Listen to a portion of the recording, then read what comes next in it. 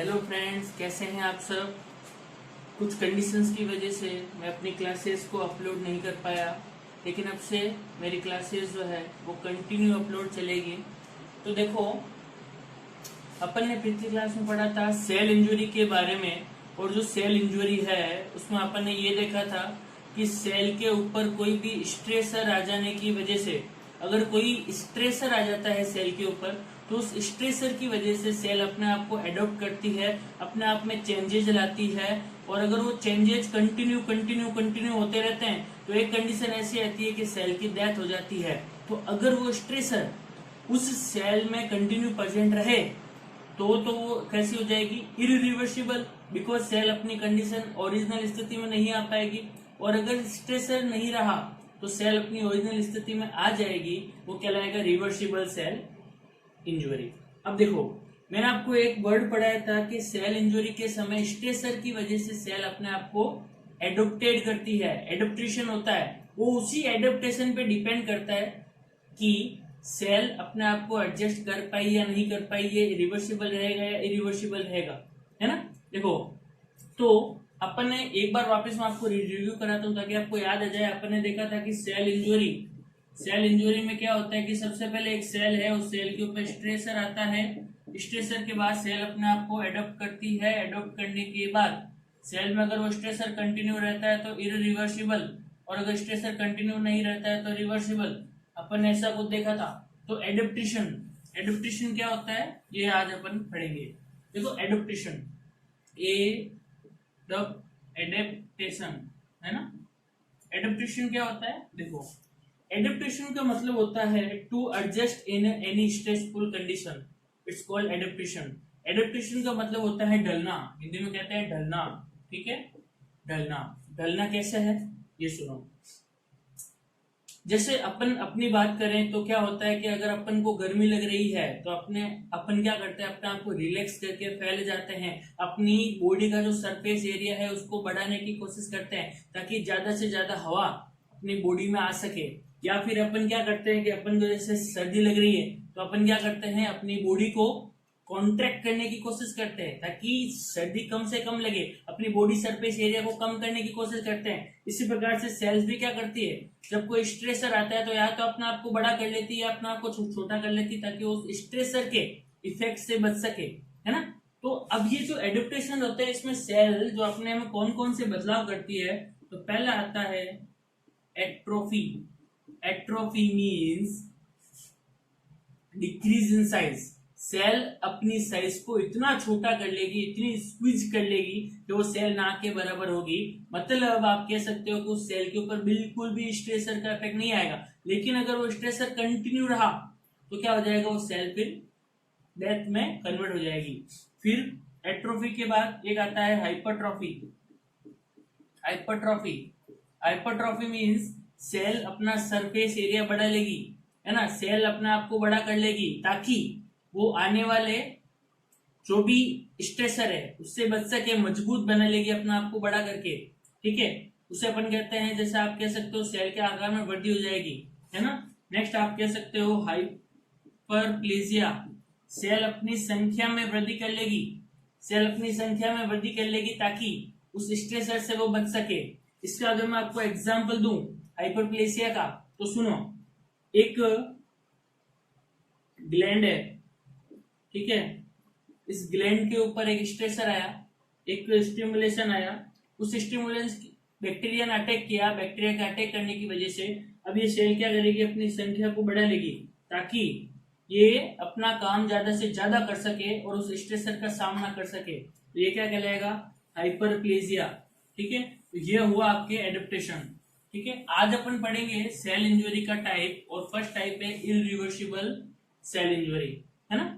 तो irreversible cell injury का मतलब क्या हुआ कि स्ट्रेसर की वजह से, कोई भी स्ट्रेसर अगर आ रहा है तो उस स्ट्रेसर की वजह से सेल अपने आप को एडेप्ट करेगी, और एडेप्ट करने के बाद वो अपनी ओरिजिनल स्थिति में वापस नहीं आ पाएगी, है ना।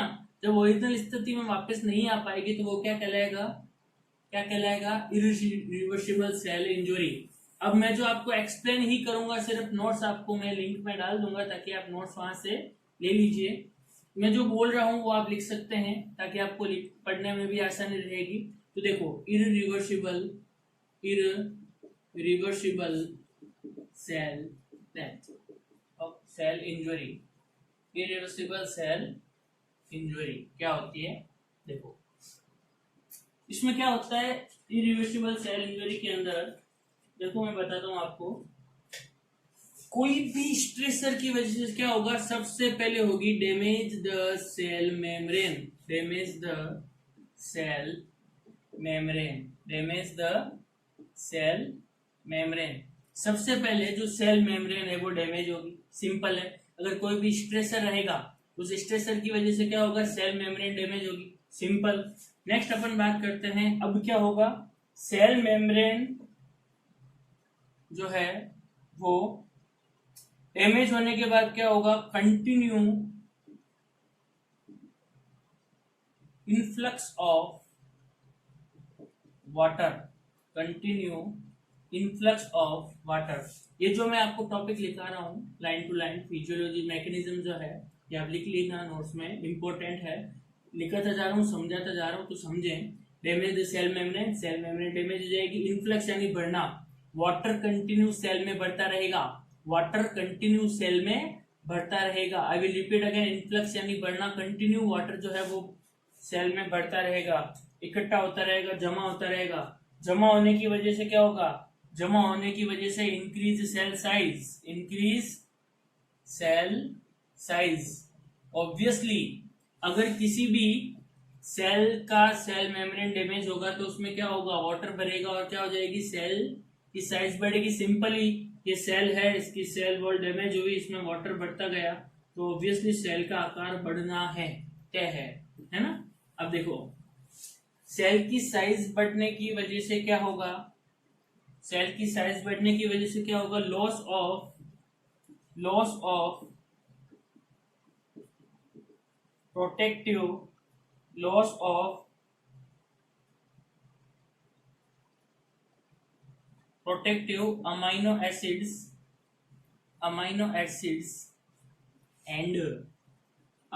Acids and membrane phospholipids.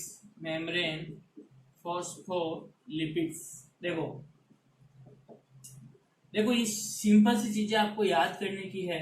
सबसे पहले तो क्या हुआ? सबसे पहले तो सेल डैमेज हुई, फिर कंटिन्यू फ्लूइड उसमें बढ़ता गया, फिर इंक्रीज सेल साइज हुई, फिर loss of protective amino acids and membrane phospholipids. जो मेम्ब्रेन को जो बचाव, मेम्ब्रेन की जो रक्षा करते थे, मेम्ब्रेन को जो प्रोटेक्ट करते थे, उन लिपिड्स का, उन फॉस्फोलिपिड्स का, उन अमाइनो एसिड का क्या हो गया? लॉस हो गया। बिकॉज क्या हो गई? सेल डैमेज हो गई, है ना? अब क्या होगा? इसकी वजह से, है ना, इसकी वजह से क्या होगा? मैसिव इन्फ्लक्स ऑफ कैल्शियम, है ना? कैल्शियम जो है उसकी बहुत ज्यादा मात्रा में सेल में जमा हो जाएगा, है ना? तो सेल में जमा क्यों हुआ? बिकॉज सेल मेम्ब्रेन को जो प्रोटेक्ट करने वाले जो एंजाइम्स थे, प्रोटीन्स थे, वो सब के सब डैमेज हो गए। अब क्या हो सकता है? बाहर से कोई भी चीज इजीली सेल में एंटर कर सकती है, तो इजीली एंटर करने की वजह से क्या हुआ? कैल्शियम भाई साहब जो थे, कैल्शियम हमारा सेल में एंटर कर गए, ठीक है, प्रवेश कर गए। नेक्स्ट,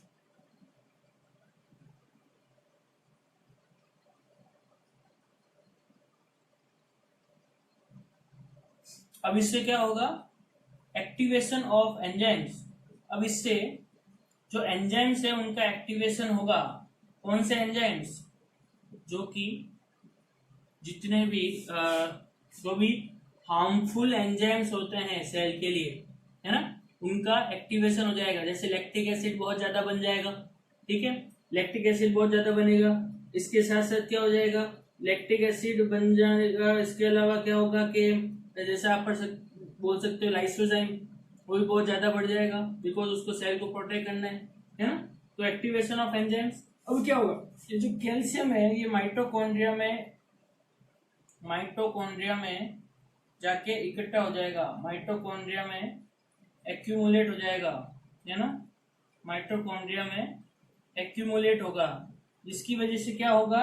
माइटोकॉन्ड्रिया में एक्यूमुलेशन होने की वजह से large flocculent mitochondrial D densities. Okay, देखो माइटोकॉन्ड्रिया में जाने की वजह से माइटोकॉन्ड्रिया बड़ा हो जाएगा। माइटोकॉन्ड्रिया में क्या हो जाएगा, लार्ज फ्लक्युलेंट डेंसिटीज हो जाएगी, लार्ज माइटोकॉन्ड्रियल डेंसिटीज। ये क्या होती है, देखो मैं बताता हूँ। देखो large mitochondrial densities means, densities कह सकते हो, डेंसिटीज मींस माइटोकॉन्ड्रिया के अंदर जितने भी फाइबर्स होते हैं, मैट्रिक्स जो होता है, उस मैट्रिक्स में कैल्शियम इकट्ठा हो जाने की वजह से मैट्रिक्स में और माइटोकॉन्ड्रिया के अंदर जितने भी पार्ट्स होते हैं वो सब के सब बढ़ जाएंगे और माइटोकॉन्ड्रिया की डेंसिटी बढ़ जाएगी। माइटोकॉन्ड्रिया की डेंसिटी बढ़ जाने की वजह से न्यूक्लियर डैमेज, है ना, न्यूक्लियर डैमेज हो जाएगा। न्यूक्लियर डैमेज हो जाएगा, क्या हो जाएगा, न्यूक्लियर डैमेज हो जाएगा। और अगर ये न्यूक्लियर डैमेज कंटिन्यू रहा तो क्या होगा, डीएनए और आरएनए अपना काम नहीं कर पाएंगे, और काम नहीं कर पाएंगे, मेटाबॉलिज्म नहीं होगा तो सेल डेथ हो जाएगी, है ना। तो ये होता है आपके irreversible cell injury. Okay, nuclear damage होगा और क्या हो जाएगा, सेल डेथ, है ना। देखो वापस आई विल रिपीट अगेन। कुछ लोग कहते हैं सर बार बार रिपीट मत किया करो। बार बार रिपीट इसलिए करते हैं ताकि आपके दिमाग में एक थीम बने। देखो सबसे पहले क्या हुआ, सेल मेम्ब्रेन डैमेज हुई किसी भी कारण से, किसी भी लीथल फैक्टर की वजह से, जानलेवा फैक्टर की वजह से। फिर क्या हुआ, कंटिन्यू टू इनफ्लक्स वाटर, फिर सेल में वाटर बढ़ता गया, बिकॉज सेल मेम्ब्रेन डैमेज हो गई तो वाटर तो जा ही सकता है, तो वाटर गया। अब इंक्रीज सेल साइज, सेल की साइज इंक्रीज हो गई, इंक्रीज होने की वजह से जितने भी सेल के ऊपर जो प्रोटेक्टिव एंजाइम्स, अमीनो एसिड जो थे, लिपोप्रोटीन जो थे, फॉस्फोलिपिड्स, वो सब के सब डैमेज हो गए। डैमेज होने की वजह से क्या हुआ, डैमेज होने की वजह से जो कैल्शियम है वो इजीली एंटर कर गया। कैल्शियम एंटर तो किया, लेकिन कहाँ पे किया, माइटोकॉन्ड्रिया के अंदर। माइटोकॉन्ड्रिया में एंटर करने की वजह से माइटोकॉन्ड्रिया बड़ा हो गया, फूल गया, उसकी डेंसिटी बढ़ गई। माइटोकॉन्ड्रिया फूल जाने की वजह से क्या हुआ, माइटोकॉन्ड्रिया फूल जाने की वजह से न्यूक्लियर डैमेज हो गया। इसको अगर मैं थीम में बताऊं तो कैसे होगा, देखो cell membrane damage, water enter से सेल बड़ी हो गई, बड़ी हो जाने की वजह से ये तो डैमेज है। बड़ी हो जाने की वजह से कौन एंटर हुआ, कैल्शियम एंटर होने की वजह से माइटोकॉन्ड्रिया जो है वो बड़ा हो गया और जो न्यूक्लियस था वो डैमेज हो गया, ठीक है, यहाँ से। और डैमेज होने की वजह से, और आपको पता है अगर एक बार न्यूक्लियर डैमेज हो गया सेल का तो वापस नहीं बनेगा, है ना, वो कहलाएगा नेक्रोसिस, वो कहलाएगा इरिवर्सिबल सेल इंजरी। ओके, ये हुआ आपके इरिवर्सिबल सेल इंजरी। अब बात करते हैं इरिवर्सिबल जो सेल इंजरी होती है वो एक्चुअली कितने टाइप की होती है, ठीक है। तो इरिवर्सिबल सेल इंजरी जो होती है वो दो टाइप की होती है। कितने टाइप की, दो टाइप की। पहली होती है नेक्रोसिस और दूसरी होती है एपोप्टोसिस।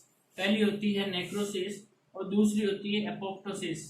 पहली होती है एपोप्टोसिस कह दो और दूसरी होती है नेक्रोसिस, है ना, ठीक है, एपोप्टोसिस एंड नेक्रोसिस। अब देखो एपोप्टोसिस जो होगा वो बॉडी में हमेशा नॉन लिथल कोज की वजह से होगा। मतलब बॉडी में जो एपोप्टोसिस होगा वो नॉर्मली मीनिंगफुल होगा। वो अगर हो रहा है तो वो होना चाहिए या होना था वो होगा ही होगा। जैसे मैं एक बात करता हूँ आपके, जैसे मैं कहता हूँ तो आपने नाम सुना होगा एंडोमेट्रोसिस, या फिर आपने नाम सुना होगा मेंस्ट्रुअल साइकिल के अंदर एंडोमेट्रियम का सेडिशन होता है, एंडोमेट्रियम बाहर निकलती है, तो वहां पे क्या हो रही है, सेल डैमेज हो रही है एंडोमेट्रियम की, लेकिन वो नॉर्मल है ना।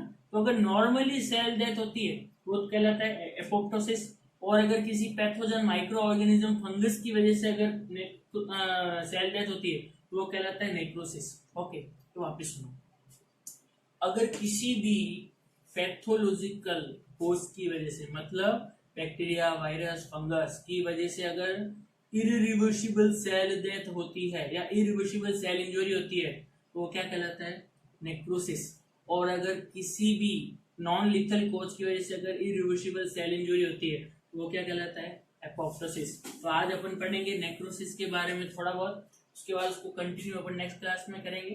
तो नेक्रोसिस देखो,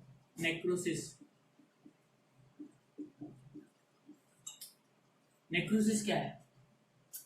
Necrosis is the morphological changes in the cell against the environmental stressor or against the irreversible cell injury lethal cause. Necrosis is the morphological changes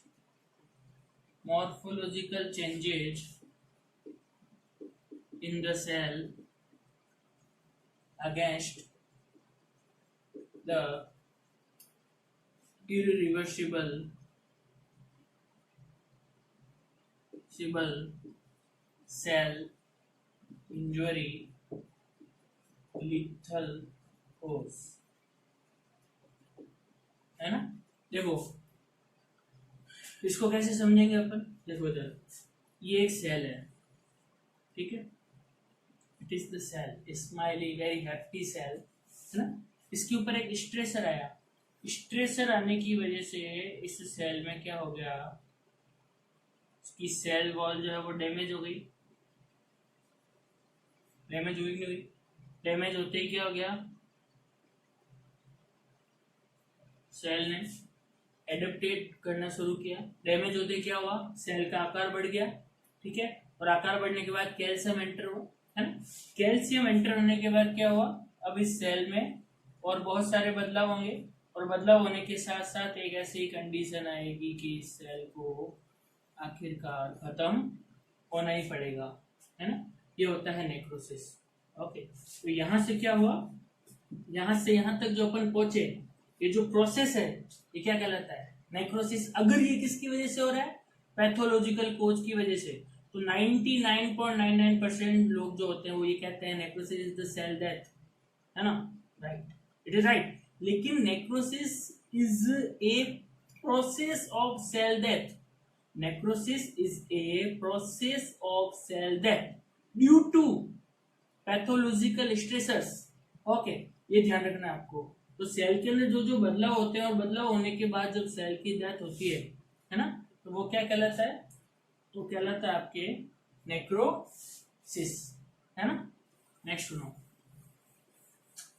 अब बात करते हैं नेक्रोसिस जो है वो कितने टाइप का होता है, नेक्रोसिस कितने टाइप का होता है ना। तो पहले टाइप की बात करें तो नेक्रोसिस जो है वो लगभग 4 प्रकार का होता है। पहला कोएगुलेटिव नेक्रोसिस। आज इसके बारे में मैं आपको थोड़ा थोड़ा ही बता पाऊंगा, एक्चुअली मैं बिजी हूँ, मुझे काम है, तो थोड़ा थोड़ा ही बता पाऊंगा मैं कुछ कंडीशंस की वजह से। तो necrosis, coagulative necrosis means ischaemia की वजह से सेल डेथ होना, हाइपोक्सिया की वजह से सेल डेथ होना। वही मैंने जो आपको कल बताया था, है ना, क्या हो गया, ब्लड सप्लाई रुक गई, है ना, ब्लड सप्लाई रुक गई और ब्लड सप्लाई रुकने की वजह से सेल डैमेज हो गई।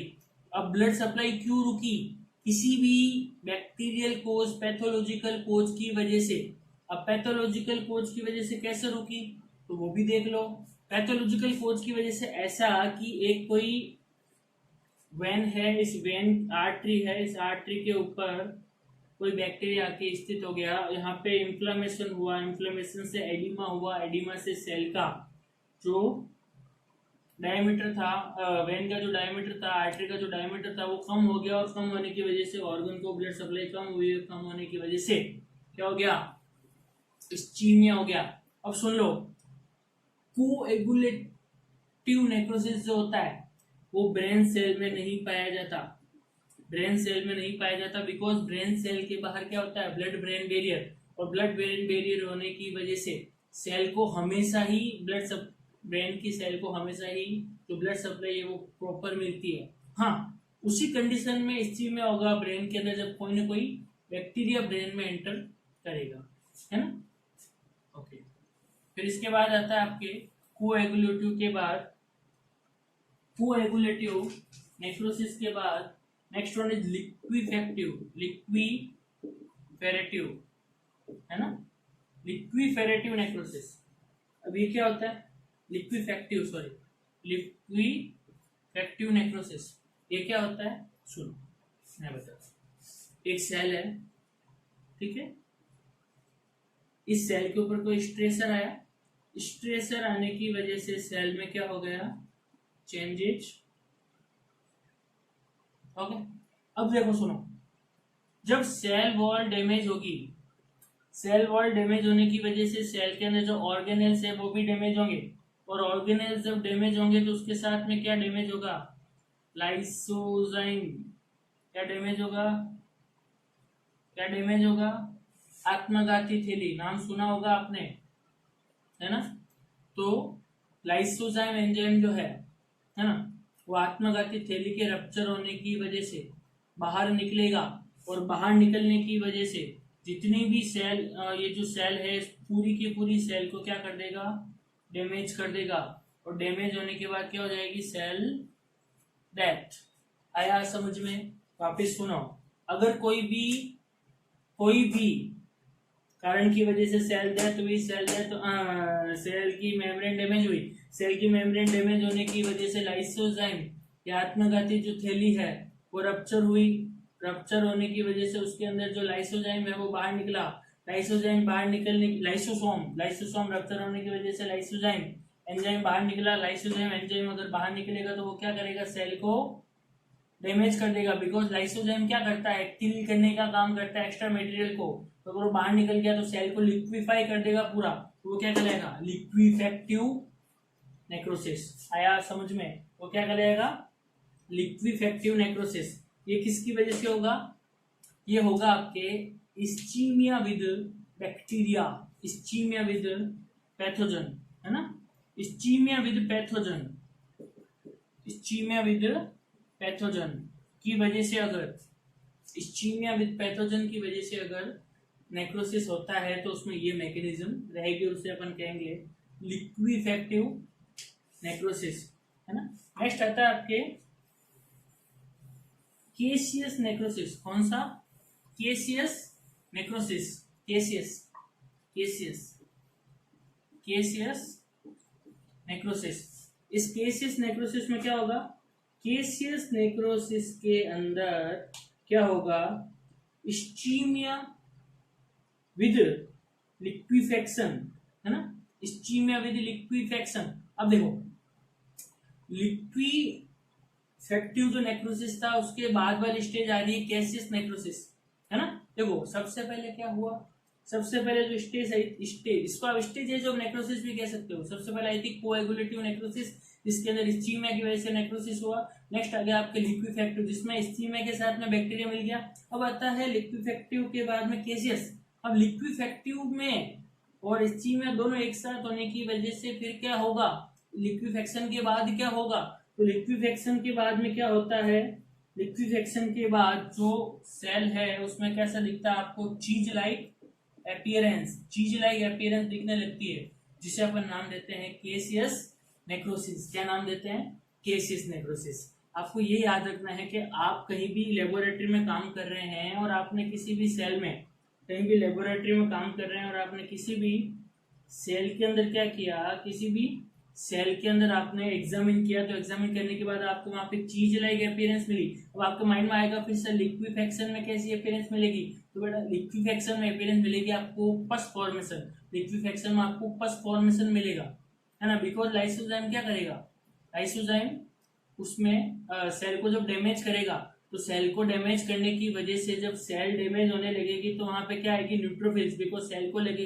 न्यूट्रोफिल्स को लगेगा कि सेल को खतरा है ना, बैक्टीरिया तो है ही, बैक्टीरिया होने की वजह से वहां पे क्या आएगा, न्यूट्रोफिल्स, है ना। न्यूट्रोफिल्स क्या करेगी, सेल को डैमेज करेगी, या फिर सेल अगर ऑलरेडी डैमेज्ड है तो न्यूट्रोफिल्स आने के बाद क्या करेगी, उस बैक्टीरिया को डैमेज करने की कोशिश करेगी, और बैक्टीरिया को डैमेज करने के बाद क्या होगा, वहां पे पस फॉर्मेशन होगा। ये आपको किस में पता चलेगा, इन्फ्लामेशन प्रोसेस के अंदर, ठीक है।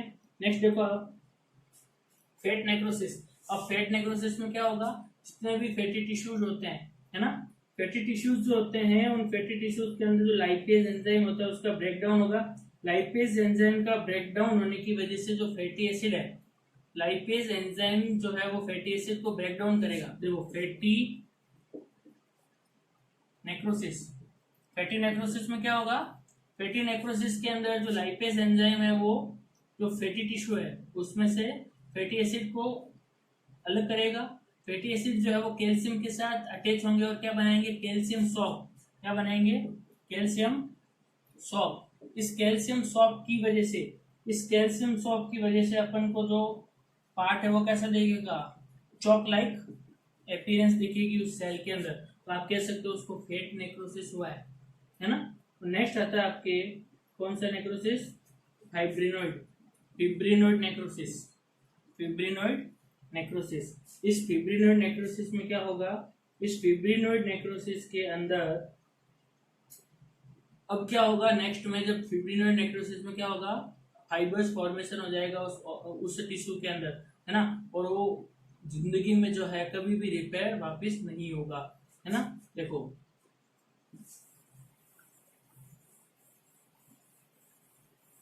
सुनो, देखो मुझे लगता है कि इसे आपको एक बार वापस रिपीट करना चाहिए, मुझे शॉर्ट फॉर्म के अंदर नई स्टाइल से समझाना चाहिए। तो आज की जो क्लास है वो मैं यही आपको एक बार रिवाइज करवाता हूँ। ये रिवीजन जो देखेगा उसी को समझ आएगा। देखो क्या होता है, सबसे पहले मैं आपको बता रहा हूँ नेक्रोसिस के स्टेप्स, है ना, या नेक्रोसिस के टाइप्स। सबसे पहले होता है coagulative necrosis. Coagulative necrosis means ischaemia की वजह से सेल डैमेज होना, है ना, वो क्या कहलाएगा, कोएगुलेटिव नेक्रोसिस। अब इस्कीमिया की वजह से जब सेल डैमेज होने लगेगी तो ब्लड के साथ साथ अगर बैक्टीरिया भी एक्टिव हो गया, बैक्टीरिया भी ऐड हो गया तो लिक्विफेक्टिव हो जाए। अब वो लिक्विफेक्टिव जो नेक्रोसिस है बहुत इंपॉर्टेंट है, पढ़ने लायक है। लिक्विफेक्टिव नेक्रोसिस मींस क्या हुआ, I will repeat again, लिक्विफेक्टिव necrosis means, लिक्विफेक्टिव necrosis means क्या हो गया कि अगर कोई बैक्टीरिया सेल में एंटर करेगा तो सबसे पहले क्या होगा, सेल की मेम्ब्रेन को डैमेज करेगा, लाइसोजाइम को डैमेज करेगा, लाइसोजाइम मतलब लाइसोसोम को डैमेज करेगा, लाइसोजाइम सेल में बाहर निकलेंगे, सेल को डैमेज कर देंगे। अब जब सेल डैमेज होने लगेगी तो क्या होगा, न्यूट्रोफिल्स आएगी, न्यूट्रोफिल्स को लगेगा कि यार सेल को खतरा है, तो न्यूट्रोफिल्स क्या करेगी, उन बैक्टीरियाज को मारने की कोशिश करेगी और मारने के बाद क्या होगा, वहां पे पस फॉर्मेशन होगा, वो कहलाएगा लिक्विफेक्टिव नेक्रोसिस। तो सुनो, किसी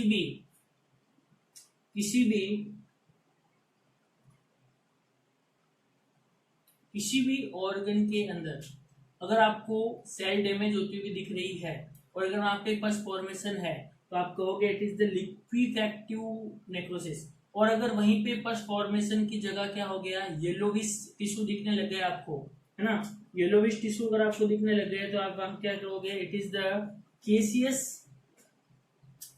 नेक्रोसिस, है ना, वो केसियस नेक्रोसिस कहलाएगा।